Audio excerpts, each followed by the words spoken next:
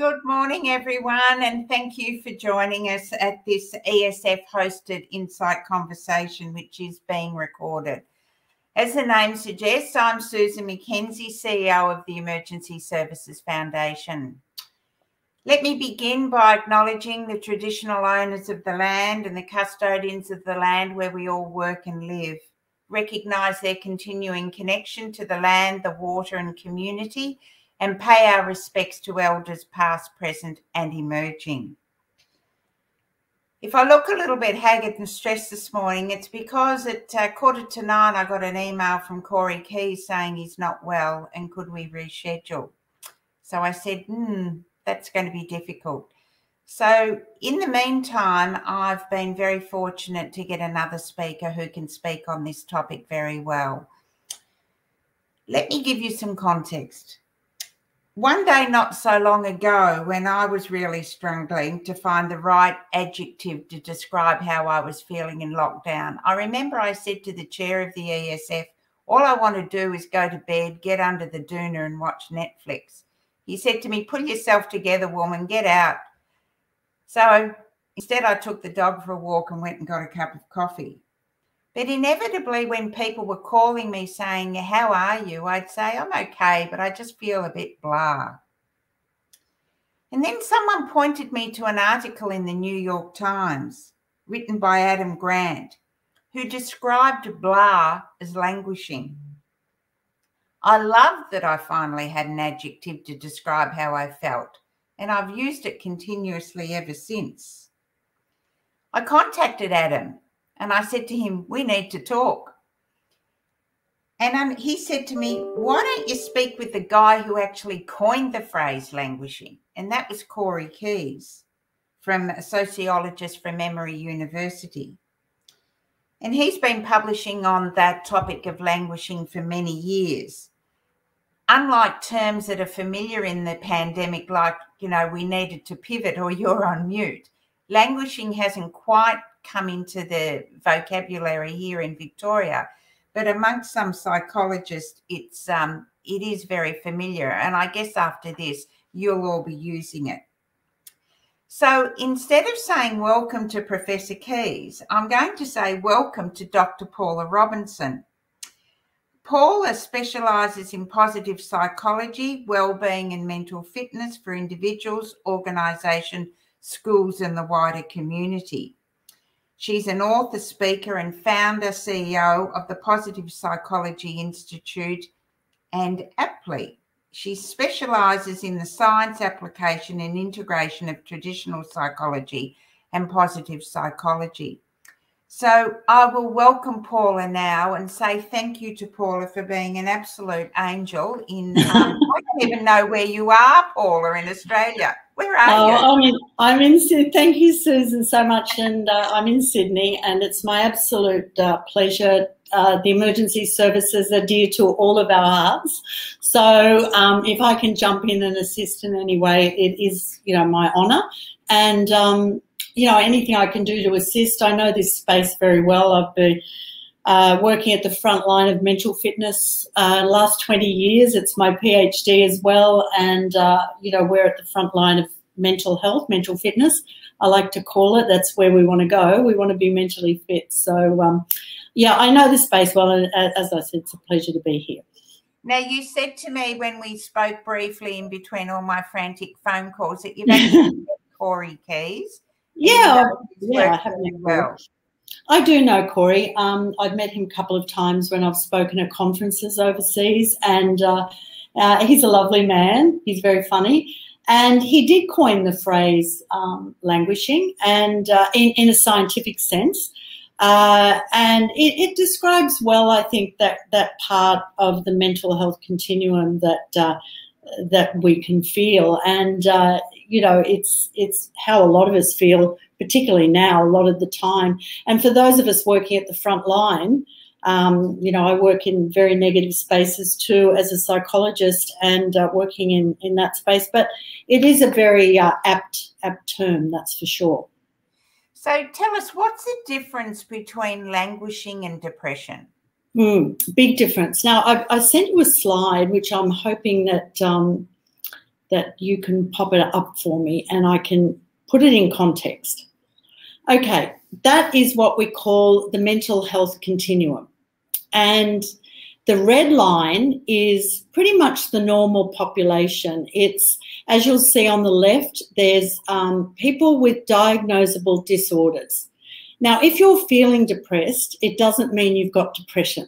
Depression is a very specific diagnosable mental illness, and we can help a lot with depression and anxiety disorders, chronic stress over time. They all sit down in that mental disorder, and it's a percentage of the population. It's probably in the workplace 1 in 5. Will be diagnosed with usually a minor mental illness. You can go to your GP, get 12 sessions with a psychologist under Medicare. I'm a Medicare provider as well. And you can treat it fairly well, just like a broken arm or a broken leg. We can fix these things. They're very stigmatized, but they shouldn't be. It's just another thing we deal with as human beings. So that area is diagnosable, but when you move up that curve, you will see something called languishing.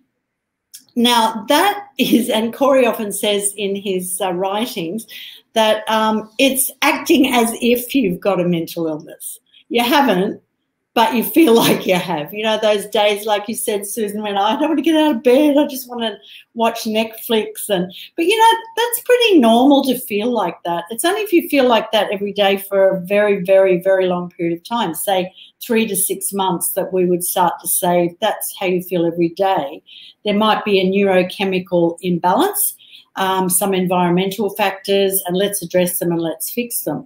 So the languishing, I would liken it to struggling. I feel like I'm just surviving at the moment. That kind of language sits under that part of the population. We're not very productive usually when we're languishing. We're feeling a bit flat, demotivated, can't be bothered. Our language inside our head is often pretty negative. You know, oh, I'm never going to get through this. It's always going to be like this. This is awful. I'm no good at this. I'm never going to be any good at this. You know, all of that kind of language feeds into languishing. And I would say to the people out there who often feel that way, it is normal, first of all. We're human and we have negative emotions. That talk inside your head that says, I'm always going to be like this is never going to change, I'm never going to be able to do that, they are not facts. They are thoughts, and thoughts are not facts. That is a big message, because we learn to tell ourselves stories that make ourselves feel flat, anxious, and it's usually the story's not real. And the evidence in your life is you actually are pretty functional and you actually do pretty well most of the time. But what we say in our head can really bring on languishing. And as you move up that curve, you'll see most people on most days are moderately mentally healthy. That's a large part of the population.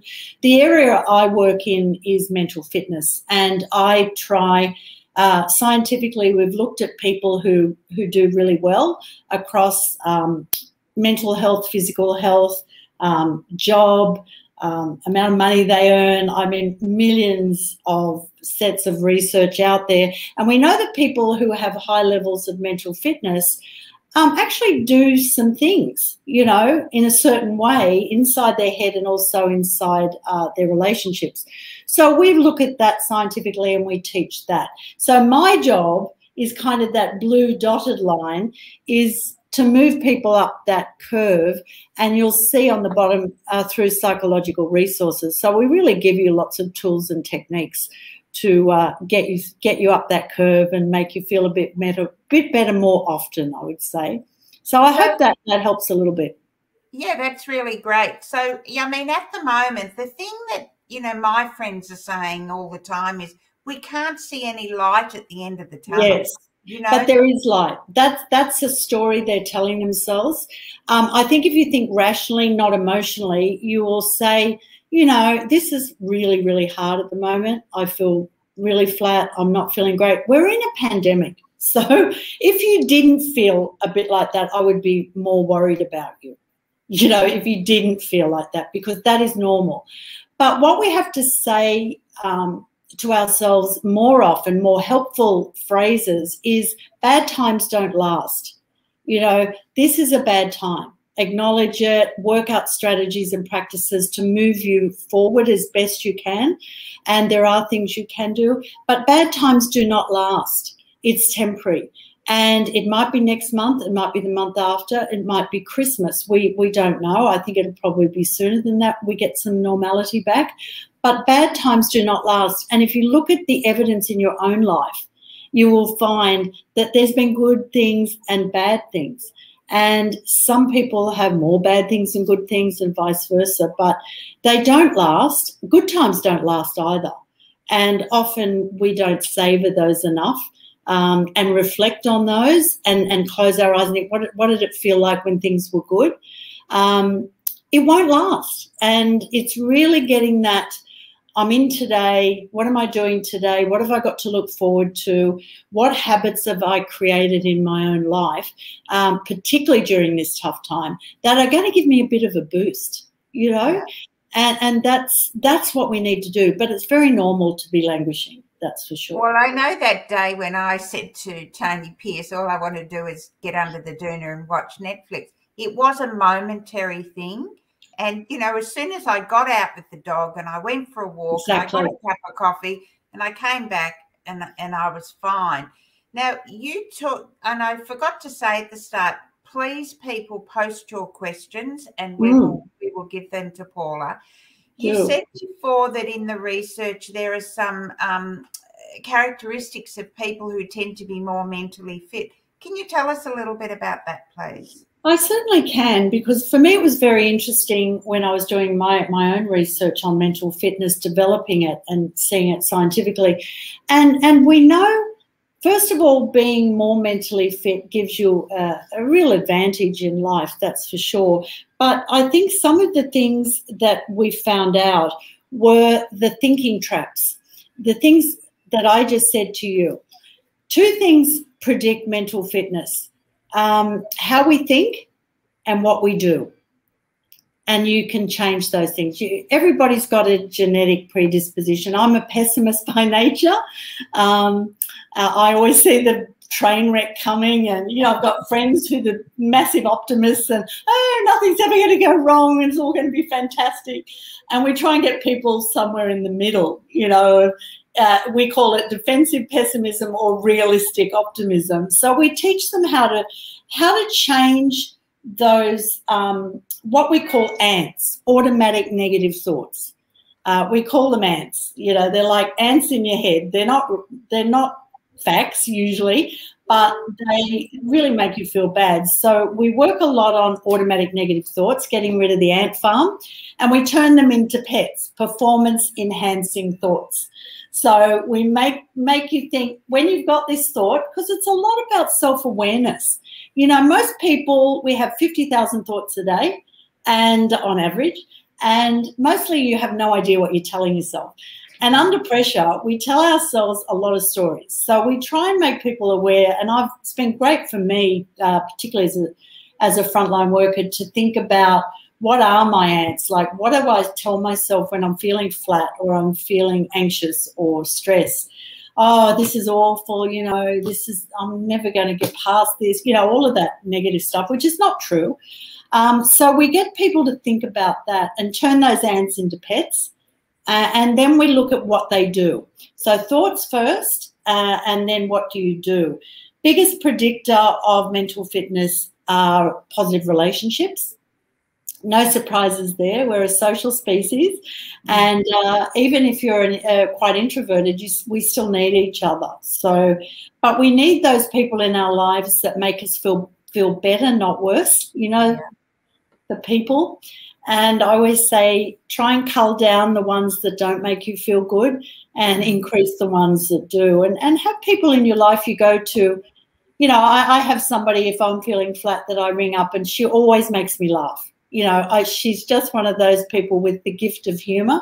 And I have other people I ring or talk to if I've got a problem that I can debrief.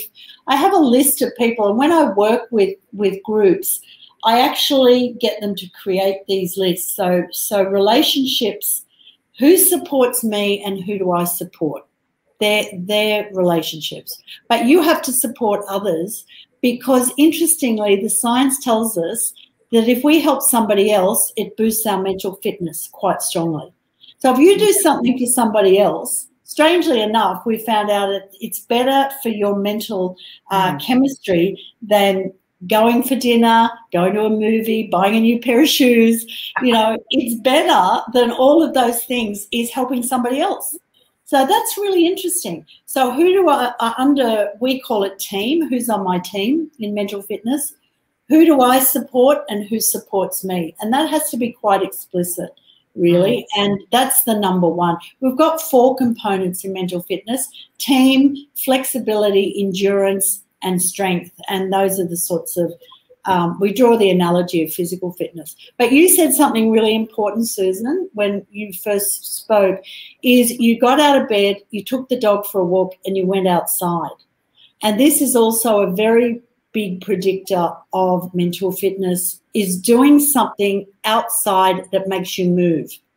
Blue and green spaces, water and green, moving the body is the chemistry that gets released from 20, 30 minutes of even walking is the same chemistry as is induced when you take an antidepressant pill.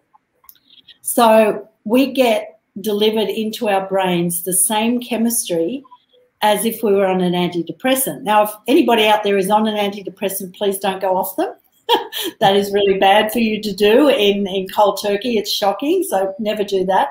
But increase your exercise along with it and walk the dog, whatever, you know, dance around the room, get a video. My daughter gets a video out and dances. Like, it's whatever you enjoy, but that sunshine and that blue and green space and that movement is a legal drug. It's free and it's available to us every day, and it changes your brain. So you can shift from languishing to moderately feeling moderately mentally healthy just by that half an hour outside. So movement, and it doesn't have to be strenuous. We know that from research. So simple things, you know, the relationships, the movement is, we're so much in front of our screens. And we don't, when vitamin D is very good for your mental health, which is from the sun. All of these things, they're not rocket science, and we can put them into our habits.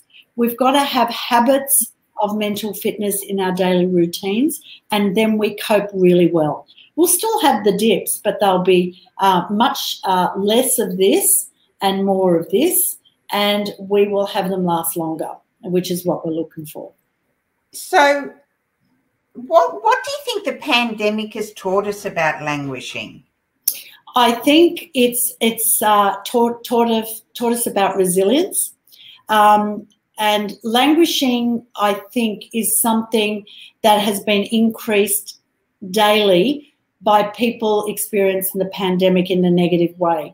If you're stuck in an apartment, you don't have a lot of people around you, you're feeling there's no support for you, it's never going to end, those people are struggling. But equally, or languishing, we equally see people who are in that moderate mental health area, that they do engage with people, they do get outside, they do have a routine. We are creatures of habit. So if you can get that routine plan for the day, and you've got a couple of things to look forward to, and you're doing something for your own mental fitness, it takes work, you know, to feel better. If you're languishing here and you want to move up here, it takes a little bit of effort, a little bit of work, but you feel good afterwards, and you feel better about yourself, and you're able to engage better in your work and your life. So we've just got to build these simple habits, particularly in the pandemic, because we are in abnormal times. This is not normal. It's 1 in 100 years. And this will end. This will end. So it's what we do in the meantime, and little things mean a lot. Yeah. So the term flourishing is often sort of at the other end of the spectrum. That's mental fitness, yeah. Same thing. Same thing as mental fitness. You'll hear well-being, wellness, flourishing, mental fitness. These are all that top level that, we've learned from. It's only about 30 years ago we actually started studying people who do really well, psychologically, physically, emotionally. They do really well a lot of the time. Well, what is it about them? Because we've really been studying what's wrong with people and how do we fix it for too long. So I work very much in the prevention, quality of life area. And in fact, Corey said our approach to mental health is insane, and which I thought was really quite funny. And that's what he's talking about there is that what I like to say is it's about we've focused so much on treatment as opposed to prevention. And that's come out of the wars. The world wars have done that to these studies because we had so much mental illness coming from the world wars. A lot of the science and practice was centered around what's wrong with you and how can we fix it naturally. So for many years, that's how we operated. I'll wait till you get sick and then we'll show you how to fix it. Kind of like heart disease was. They used to say, oh, I'll just wait for you to have a heart attack and then we'll do some surgery and give you some tips. But now you go to the doctors and they say, here's how you prevent a heart attack. You do this, you do that, watch your weight, watch your weight, keep moving. And that's what happens, prevention. Prevention is greater than better than cure. And that's why I've concentrated much more on quality of life and prevention, science and practice, because it's needed. But it's been growing exponentially, Susan. There's so much great work being done out there, but there's also a lot of shonky work. Because once you move out of the mental illness area, I'm a registered psychologist. I have a PhD in wellbeing. I'm highly qualified to deliver both treatment and prevention. But the problem is a lot of people in that wellbeing space, flourishing space, they're not qualified because you don't have to be legally registered. So we've got to be really careful who's telling us what to do. Yeah. There's a question here. Does practicing gratitude every day help? Only if it's from your heart. Gratitude, the research by Robert Emmons, it's interesting because people have this blanket thing, just be grateful, right? Just be grateful and you'll be fine. And what we know about human beings is person activity fit. If it doesn't feel natural for you to do a gratitude exercise, have a gratitude journal, pay a gratitude visit, don't do it because it's not going to give you any benefit. But I think sometimes reflecting on what you've got rather than what you haven't got. It's real. We have a negativity bias in our brain, so we process negative information longer and stronger because it's part of our survival. So we're not as good at focusing on the positives. And that's just how we survive in the world. But in the 21st century, focusing a little deeper on what we have and what are the good things in our lives and maybe just forgetting about them a lot of the time is very valuable. And I do that a lot when I'm really busy and feeling a bit flat. I try not to feel guilty about things I can't control, like what's going on in Afghanistan or, things that make you feel awful. And you wish, why do I feel bad? Because you get the guilt. Why do I feel bad? Because look at the people in Afghanistan. Yeah. But it's your life and everybody has ups and downs and we live in a different world and you can't control a lot of things, but some things you can. So the reflection, even when you go for a walk in the sunshine and just think, well, I'm really grateful I can get out and go for a walk, or I got a great call from somebody, or, I'm going to have a really nice dinner tonight, I don't know, I'm going to put a Netflix movie on and veg out and switch off. The art of doing nothing is really good for people, just having, a time of doing nothing. But I would say with gratitude, of course, being grateful and thinking deeply about what you are grateful for is good for you. But don't feel, it's a chore or, I better write something I'm grateful for down, or this is what I hear a lot.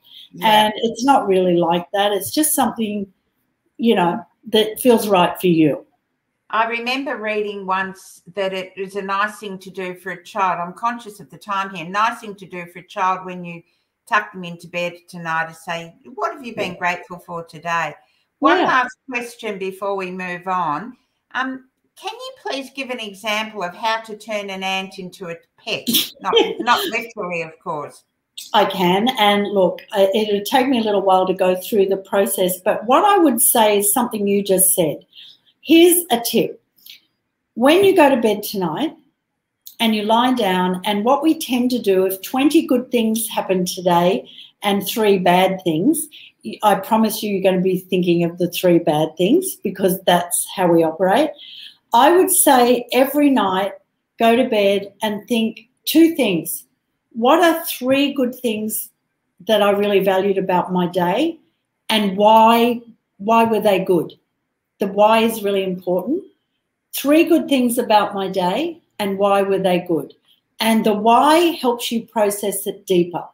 So you might go to bed, and it might be just little things that were good about your day, but what we're actually doing, it takes 3 positives to counteract 1 negative, scientifically. So if we think deeply about 3 good things about our day and why they were good, you may just attenuate the bad. And if you do that for 3 weeks, approximately, your brain will start to adopt it, and you will go to bed thinking, oh, what was good about today? And you'll start doing it automatically. And that becomes a pet then. It goes from an ant of, oh, today, like this happened. And I do it myself when I go to bed at night. But you've got to come back and go, hang on a sec. Yes, I've given that some time. Now I'm going to give this some time. And it's going to be 3, not 1. And it's the what and the why. What is it, and why do I value it? Why does it make me feel good? And that will give you lots of self-awareness. After 3 weeks, your ant's gone to a pet because your brain will have a new neural pathway. And you go, oh, wow, I'm thinking about this more often now, and that's because you've deliberately done it. Look, one last question for you specifically. What are your thoughts about dealing with helplessness when so much is outside of your control? I have an exercise. It's called Circle of Concern and Circle of Influence. And if you draw a big circle and a smaller circle in the middle, write down all the things in the circle of concern on the outside that make you feel helpless. I watch the news, can't change the weather, can't change the pandemic. It's rained for a week, the economy, I can't change. Write all the things you can't change. Then in the smaller circle, write the things you have control over. Well, I've had my vaccination. I've got outside today. I've helped a friend. I've scheduled my day fairly well and I've done my 3 good things at night. I've spoken to my team, and we've talked about what we can do in our circle of influence, not what we can't do in our circle of concern. And if you focus on your circle of influence, that is all you can do. We can't do everything. Like, I can do me personally, I can change certain things. I have an influence in certain ways, and that's how I operate. I try to get my head and my life out of those things that I can't change. And this is a good exercise for children. What can you do? What can I influence in my daily, weekly, monthly, yearly life? I can program a holiday. I can do this. I can, all of these things I can do. But if you spend too much time in your circle of concern items, then you're in trouble because you're helpless, And I watch the news. Hello, circle of concern, Like, oh, my God, I just saw all this stuff, and it's just, how dare I be happy, or how dare I complain? But it's not doing you any good, so you've really got to stay, and teams must do that too. When I work with teams, that's what we've got to do. What are we here to solve, and what are we able to do? What's in our influential circle? Paula, I'm going to have to leave it there so we can move to our guest. But do you need to leave, or can you stay around? I might just do a couple of things, but I would love to listen to the other speakers. Okay. And I hope a couple of things, takeaways for the wonderful audience. Fantastic, Paula. Thank you so much. Oh, it's such a pleasure. And good luck to everyone. We'll be out of this soon. We will. Bad times don't last. Thank you, Paula. Thank you. Thank you so much. Before, when I said that Tony told me to pull myself together, that was probably me not expressing that very well. He was actually very supportive and told me to go for a walk with the dog and get a coffee because he knows they're two things that I love. Now, we've got Kate Page, who's Executive Director, Clinical Services of Converge International. Now, they're a company very well known to the emergency services for the support that they provide in various different ways to various different agencies. And so I'm now going to welcome Kate, and I'll be speaking to Kate more about workplaces. So welcome, Kate. Thank you. Really pleased to have you. So tell me, what are the current EAP sort of issues that clients are presenting with that suggest that people are languishing?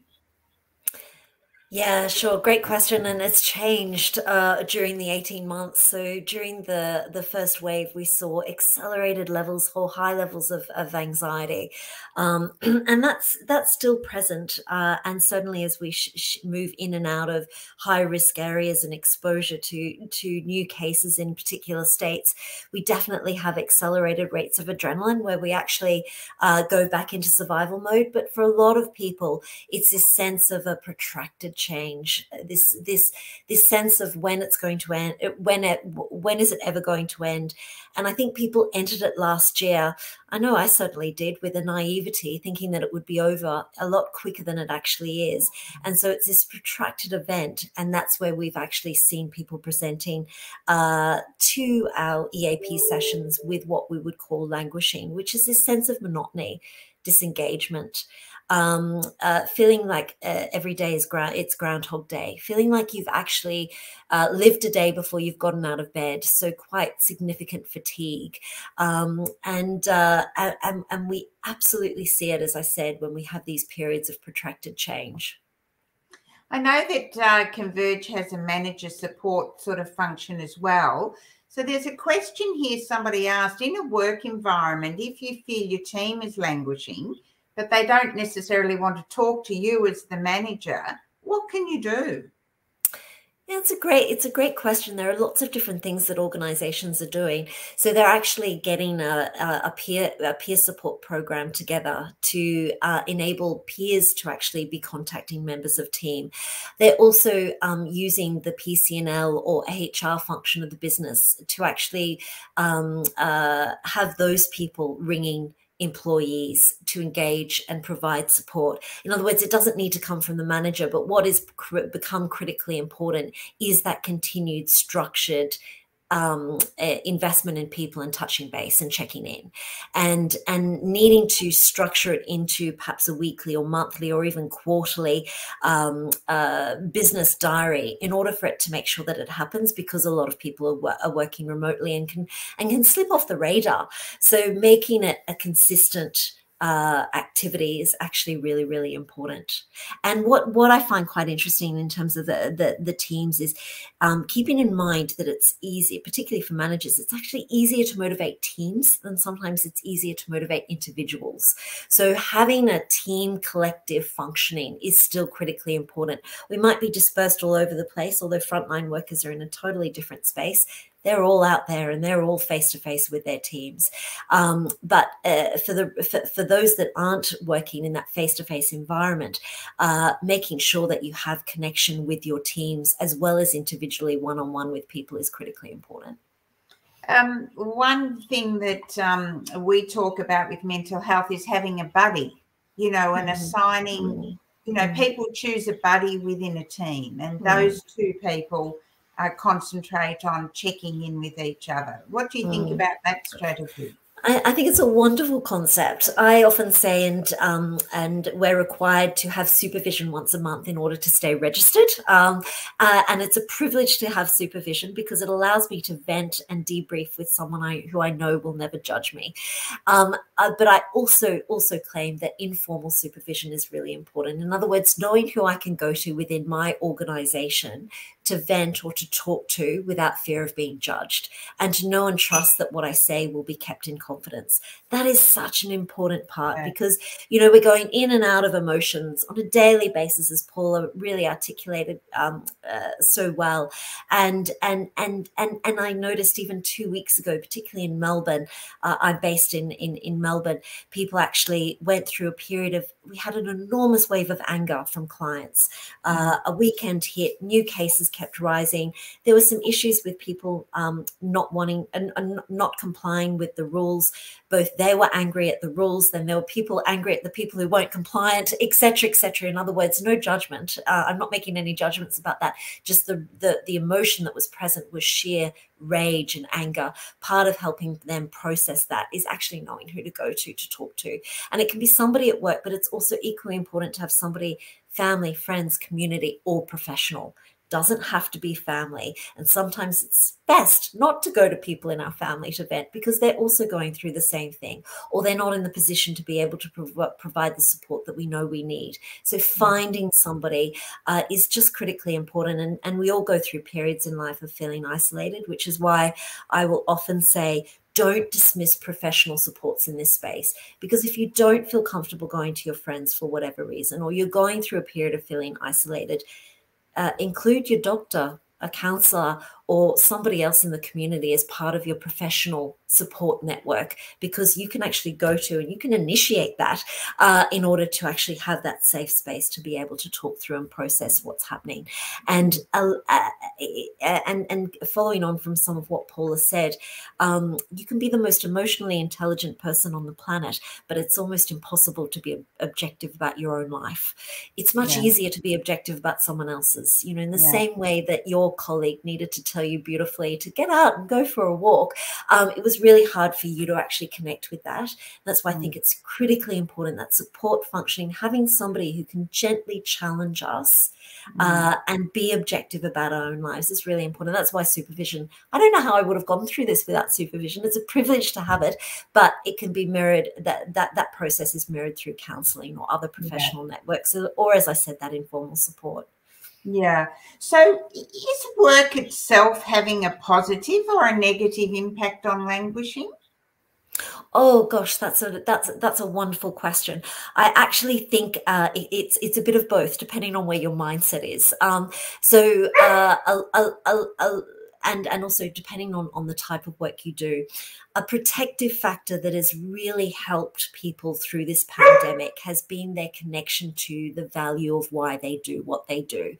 In other words, that increased sense of meaning and purpose. And this came out in a lot of research that was done early on in the pandemic in the US. The University of Columbia did a fantastic study, and it looked at the significant, I'm so sorry about my dog. I hope he'll stop barking. No, I think it's my dog. I think it's my dog.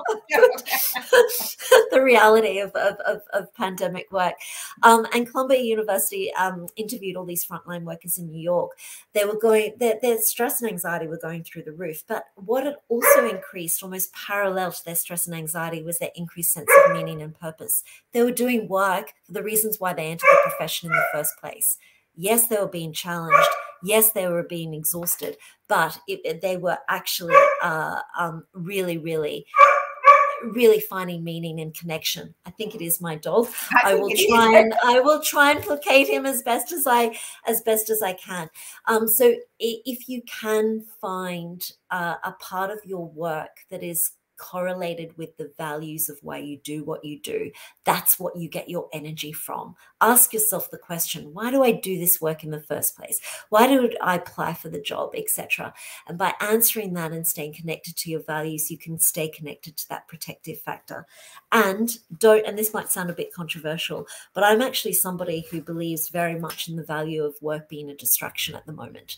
I know for myself, there's been times where it's felt my work has been incredibly incredibly busy and incredibly challenging, but I've welcomed the distraction. And actually it's taken me out of my headspace and put me in the headspace of others, which has been incredibly productive and helpful. Okay, that's great. Just a couple of things. What's a couple of strategies that have worked with your clients or workplaces to sort of help them overcome this feeling of languishing? Paula talked about a number of things, but can you add to that? Yeah, absolutely, and I guess it's following on from what Paula said. The reality of human behavior is that motivation does not come first. Productive activity will always precede motivation. So when we're in languishing, we're not going to feel motivated. Suddenly, we're not going to feel this sense of actually, oh, wow, I've woken up and I feel like doing the exercise again, or I feel like doing this, or I feel like doing that. Do not wait around for that to happen. It won't occur. Productive activity will always be the thing that happens first. In other words, you just need to get out and do it. Exactly what you did with the dog. Just do the productive activity, then the motivation kicks in. So if you have those realistic expectations, that's what's really, really important. The other thing that we're noticing is particularly helpful with clients is that they're coming in with a sense of overwhelm. So they're coming in not just with one issue, but with 5 or 6 or 7. And they've been piling on top of one another. The pandemic, concern for one's health, concern for family, financial pressures, stress from work, relationships are being pushed, homeschooling, etc., etc. So what we've actually helped, or what we do a lot in counselling and help them with, is separating the issues out, doing some mind mapping, and a little bit of what Paula was saying in terms of the spheres of control and influence, really helping them separate that out so that they can actually choose an activity that they feel confident they can take control of. Because part of actually feeling better and feeling less in the languishing mode is regaining a sense of control over your life. So separate all the issues out and choose one behavior that you can actually begin to take control over, and that will then enhance the motivation to take control over other areas of your life. And I'm going to give you a really extreme example here, but it is a true life example, and it's to do with a client that came to see me years ago, actually, and he was really, really struggling, still functioning, still going to work every day, but he was suffering, I would think retrospectively, had significant symptoms of depression.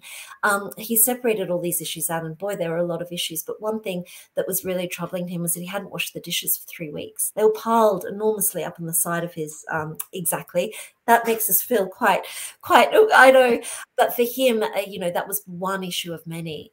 So he decided that was the activity he would regain control over. That was something he could actually do. He couldn't fix his broken marriage, or he couldn't fix his financial struggles, but he could wash the dishes. By washing the dishes, it actually gave him a sense of motivation to take control over the next activity in his life. As tedious and as boring as that sounds, it's actually, mental health is not glamour. It's daily repetition of behaviors we know are helpful rather than not. Okay. Thank you, Kate. I might leave it there, and I will move on to Suzanne now and introduce Suzanne. But if you stay around, and we'll see if there's any questions at the end. Thank you, Kate. Absolutely.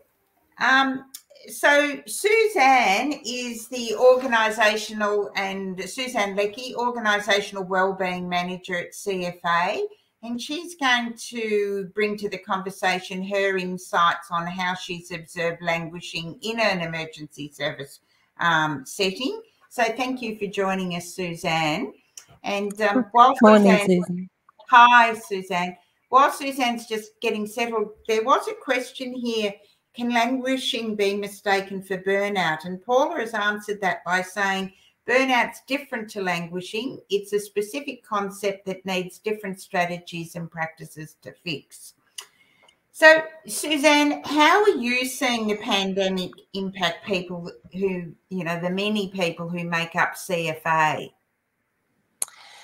We are seeing some very real impacts, I think, through lockdowns 4, 5, and 6. I think the impacts have started to shift, and we're seeing some different results from it.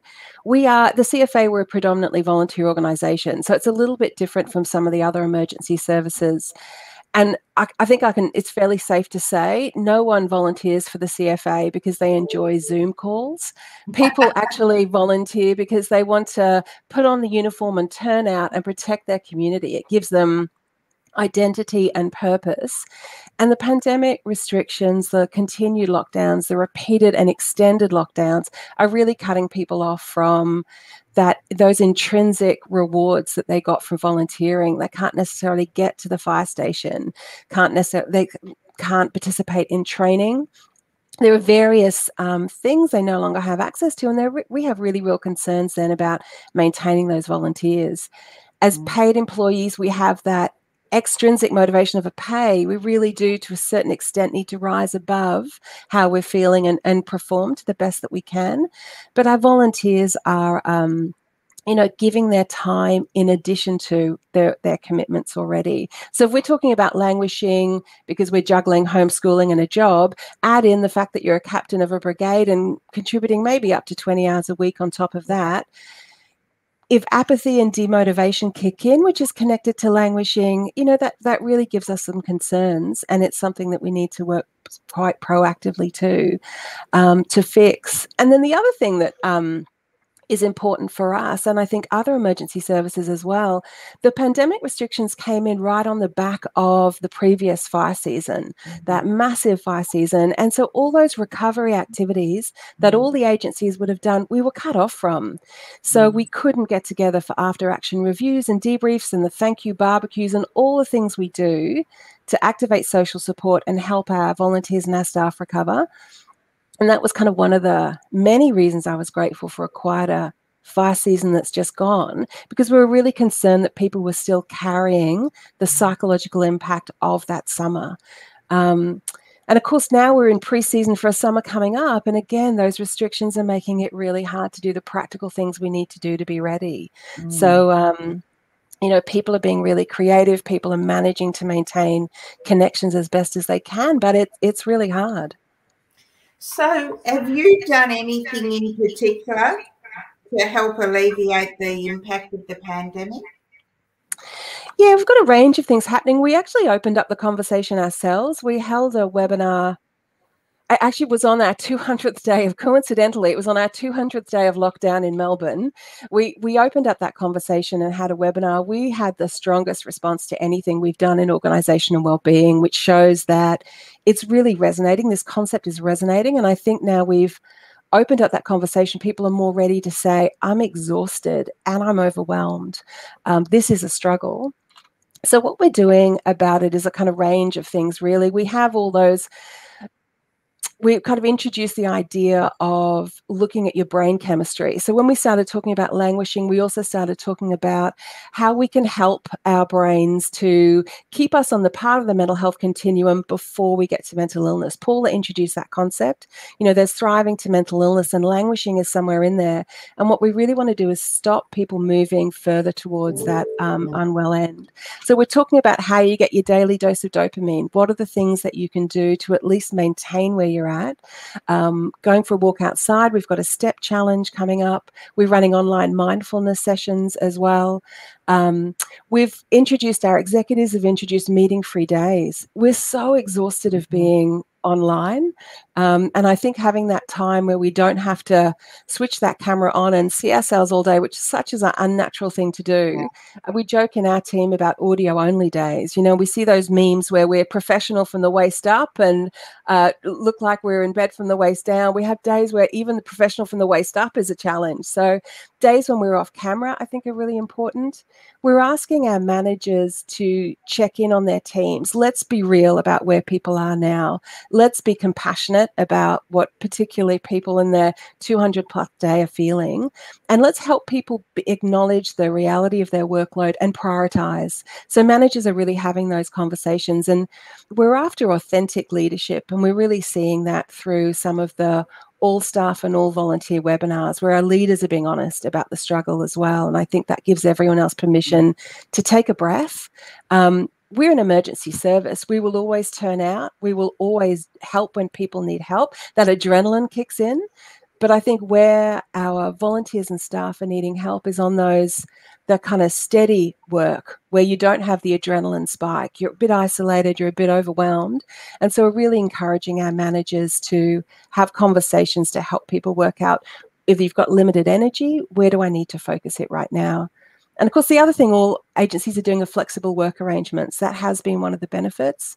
We've got childcare closed down now in Melbourne. So people are trying to work while managing, preschoolers. That's, hats off. And I think the conversation has always acknowledged the impact of homeschooling, but we're really broadening it out now to kind of have compassion for the emotional toll that the pandemic has taken. Suzanne, Margaret from Red Cross has asked, how did you frame the webinar for your volunteers?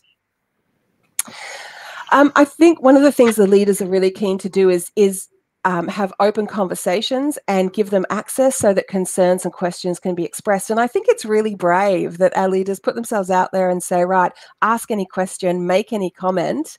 But in those webinars, it really always starts with, we start with an acknowledgement of country. Well, right now, it's now the second thing we acknowledge is this is difficult. Let's be real about how difficult that is. But then let's do our best. We're an emergency service and people rely on us. We still have to put on the uniform and get out the door. So it's that authenticity. And interesting, when we certainly had the one for volunteers, the number one concern for our volunteers is training. They need to get together. They need to do their pre-season drill. So that's where the focus is for us in the CFA. How can we stay safe? How can we be COVID safe? But how can we make sure that our people are well prepared? So that's where some of our brightest minds are really focusing right now. That was going to be my next question, was about the implications of languishing on your pre-season preparedness. Look, it's a genuine concern. I think for critical training, we do have exemptions as long as we do work together in COVID safe ways. So there's a baseline of preparedness that we're going through. But I think the reason, just to kind of circle back, I guess, to where I started, we have upwards of 50,000 volunteers. The reason that they are volunteering is that a lot of it is about that social connection, that time together. And that's something that we just can't provide right now. So we're focusing in on the basic requirements. We need our equipment ready. We need our people psychologically ready. We need them to have freshened up their burnover drills and all those other things. So we're just focusing in on the essentials right now and trying to be as safe as possible. Okay, thank you. We might bring all the speakers back onto the screen if we can, please. And this is your last chance for any questions. Paula, is there anything that you would like to add based on what you've heard the other people say now? Well, I have something I say to myself regularly when, going through these extraordinary times, and it's what we focus on grows. What we focus on grows. So every day, if we can focus on one or two things, knowing something and doing something can often be two different parts of the brain. So I know that if I focus on a couple of positive habits today that will improve my own mental fitness and well-being, I know I have to do them and to see the benefits. So what you focus on grows. So we want to move towards some good things in our day. It's very easy to focus on how bad things are because it's tough. We've got to validate that, but we have to then move to solutions. And so just focus on a few things that you can get to grow as habits. And I think, you'll benefit definitely and move up away from languishing. I have to say, it's the first day of spring. It's the most beautiful day here in Melbourne.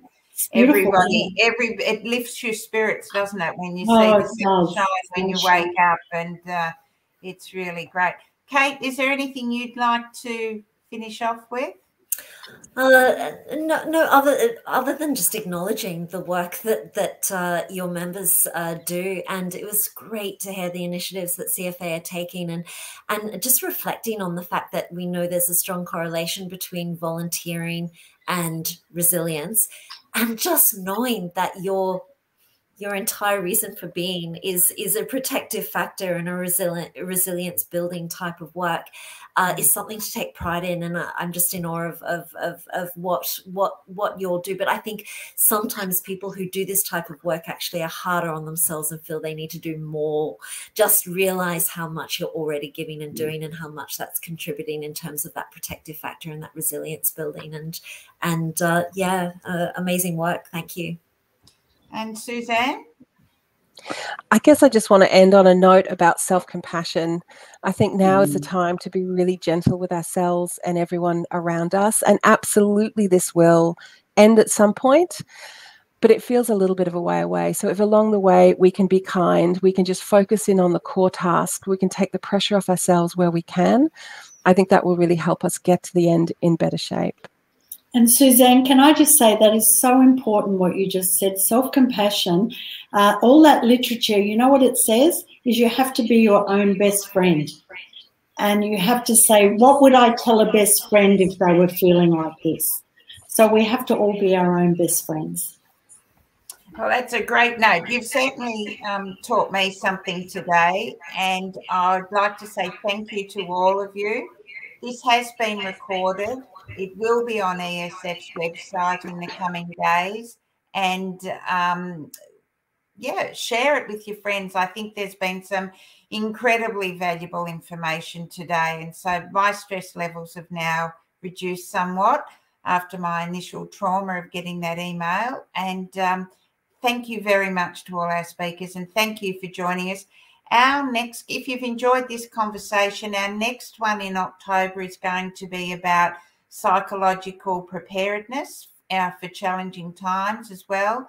It's a slightly different perspective. It's about how we prepare emergency services for those challenging times.